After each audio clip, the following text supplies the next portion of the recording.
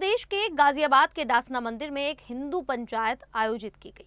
इस कार्यक्रम में हिंदूवादी नेता और वक्ता डॉक्टर उदिता त्यागी और महामंडलेश्वर यति नरसिंहानंद गिरी प्रमुख रूप से शामिल हुए। ये पंचायत शिव शक्ति धाम डासना में आयोजित हुई, जिसे यति नरसिंहानंद गिरी के आह्वान पर बुलाया गया था। बैठक में देश में हिंदुओं की सुरक्षा और उनसे जुड़े मुद्दों पर चर्चा की गई। कार्यक्रम के दौरान कई मुद्दों पर सोच विचार किया गया और आगे की रणनीति को लेकर बातचीत की गई। पंचायत शाम 5 बजे तक चली। इसमें संत समाज के कई लोग भी बड़ी संख्या में मौजूद रहे। पंचायत में कुल 9 प्रस्ताव पास किए गए। इनमें कई सख्त फैसले और राय सामने रखी गई। पहले प्रस्ताव में कहा गया कि पंचायत के सदस्यों का मानना है कि इतिहास में निर्दोष हिंदुओं और अन्य धर्मों के लोगों की जो हत्याएं हुई, उनकी जिम्मेदारी इस्लाम, कुरान और पैगंबर मोहम्मद की शिक्षाओं पर है।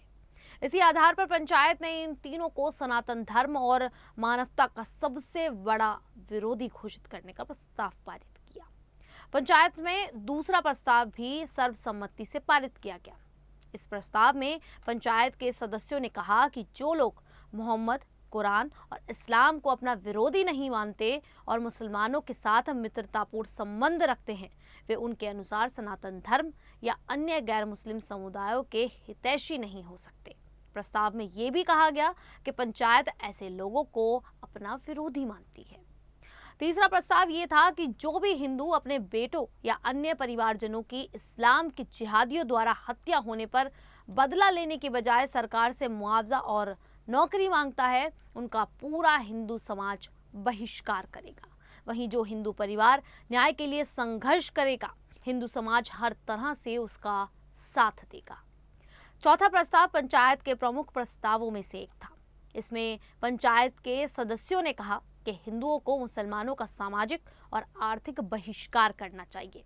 प्रस्ताव में यह भी कहा गया कि जो हिंदू ऐसा नहीं करता, उसे वे अपने धर्म और समाज के हितों के खिलाफ मानते हैं।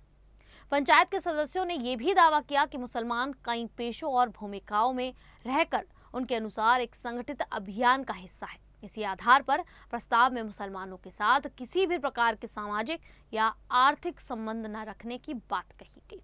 साथ ही ये भी कहा गया कि जो लोग इस विचार का पालन नहीं करेंगे, उन्हें पंचायत अपने दृष्टिकोण से धर्म और समाज के प्रति निष्ठावान नहीं मानेगी। पंचायत में 5वां प्रस्ताव देश के 1947 के विभाजन से जुड़ा था। प्रस्ताव में पंचायत के सदस्यों ने कहा कि भारत का विभाजन धर्म के आधार पर हुआ था और उस समय मुसलमानों के लिए पाकिस्तान और बाद में बांग्लादेश बना। उन्होंने आरोप लगाया कि इसके बावजूद भारत में हिंदुओं के हितों की पर्याप्त रक्षा नहीं हुई।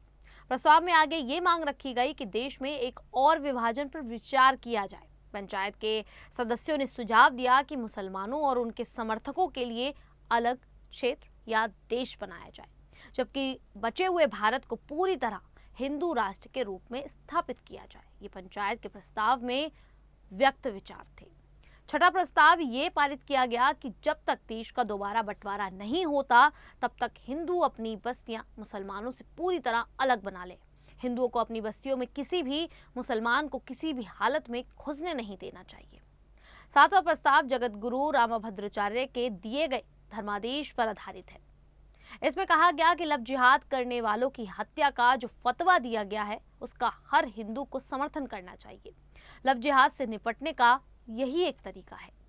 8वां प्रस्ताव ये था कि मुसलमानों के साथ व्यापार करने वाले, उन्हें किराए पर मकान, दुकान या जमीन देने वाले लोग सनातन धर्म और अपने परिवार के गद्दार हैं। ऐसे लोगों का हर हिंदू को पूरा बहिष्कार करना चाहिए। 9वां और अंतिम प्रस्ताव हिंदू संगठनों की आलोचना पर था। इसमें कहा गया कि ज्यादातर हिंदू संगठन हिंदुओं की रक्षा की बात तो करते हैं, लेकिन असल में राजनीतिक दलों और नेताओं की चमचागिरी में लगे रहते हैं। वे सिर्फ झूठी हवाबाजी करते हैं और हिंदू समाज को नुकसान पहुंचाते हैं। हिंदुओं को केवल उन्हीं संगठनों को अपना मानना चाहिए जो एक खून का बदला सभी दोषियों के खून से ले सके। पंचायत में ये भी तय किया गया कि जो इन 9 प्रस्तावों को मानेगा वही हमारा है, जो इन बातों को नहीं मानता वो हमारे लिए कोई मायने नहीं रखता। इस पंचायत में हिंदुओं से अपील की गई कि वे अपने भाई और बेटों की हत्या पर मुआवजा मांगने वालों का पूर्ण बहिष्कार करें और प्रतिशोध लेने वालों की हर प्रकार से मदद करें। मुसलमानों का पूरी तरह से सामाजिक, आर्थिक और हर तरह का बहिष्कार किया जाए। पंचायत में मोहम्मद, कुरान और इस्लाम को दुश्मन न मानने वाले हर व्यक्ति को अपना दुश्मन घोषित किया गया।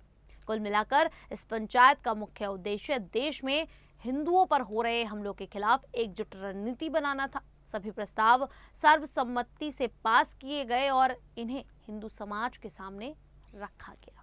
खैर, इन 9 प्रस्तावों को लेकर आप लोगों की क्या राय है, आप हमें कमेंट करके जरूर बताइएगा। अभी के लिए इतना ही, फिर हाजिर होंगे ऐसे ही देश और दुनिया से जुड़ी बड़ी खबरों के साथ। तब तक के लिए देखते रहिए द न्यूज़ 15।